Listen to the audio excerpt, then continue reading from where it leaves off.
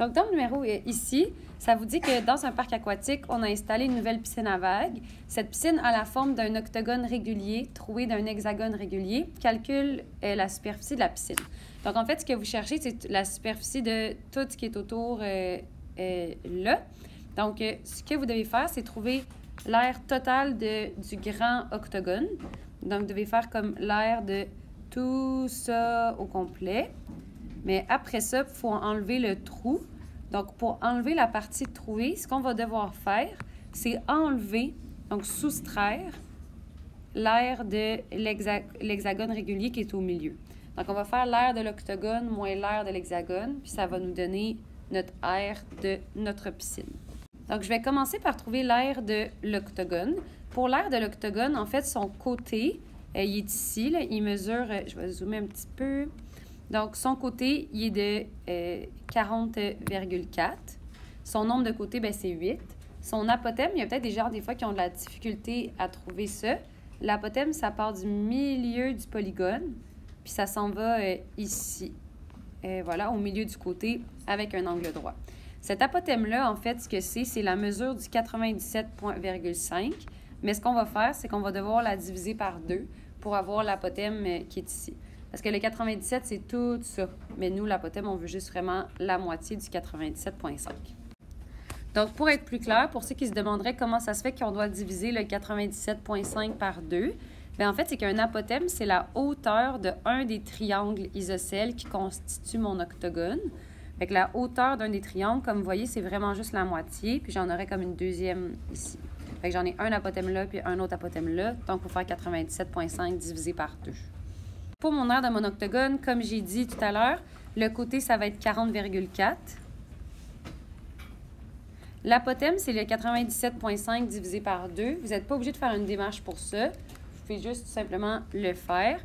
Donc, un apothème, ça va être de 48,75. Et le nombre de côtés, c'est 8 et on divise par 2. Donc, ce que vous allez faire en premier, c'est le calcul ici du numérateur. Donc, vous faites 40,4 fois 48,75 fois 8. Ça donne un gros nombre. Ça donne 15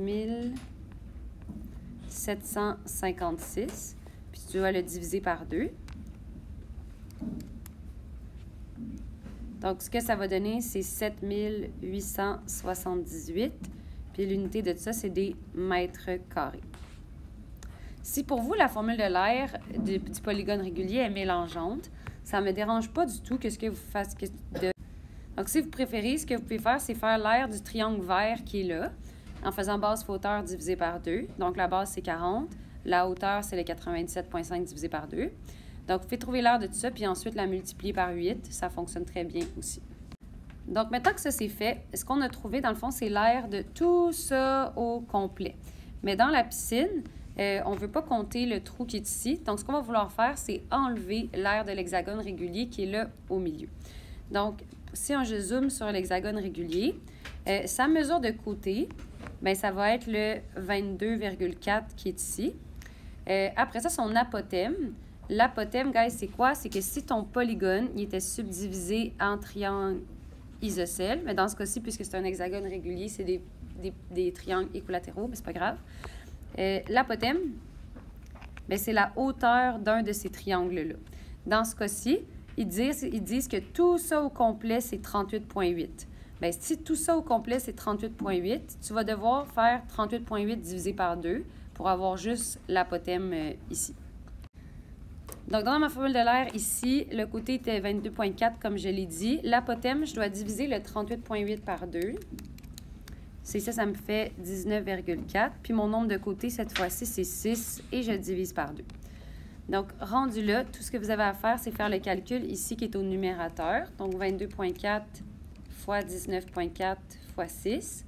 Ce que ça va vous donner, c'est 2607,36. Et je dois diviser ce chiffre-là par 2. Et ça va me donner 1303,68 mètres carrés. Si pour vous, la formule de l'aire, elle n'est pas claire, ce que vous pouvez faire, comme je l'ai expliqué plusieurs fois, c'est de trouver l'aire de ce triangle-là ici. en faisant la base, qui est 22,4 fois la hauteur, qui est 38,8 divisé par 2. Bref, vous pouvez comme trouver l'aire de ça, puis faire x6 après, si vous préférez. Rendu là, la seule chose qui vous reste à faire, c'est la soustraction. Donc, de faire l'aire de l'octogone moins l'aire de l'hexagone. Puis, ça va vous donner l'aire du contour.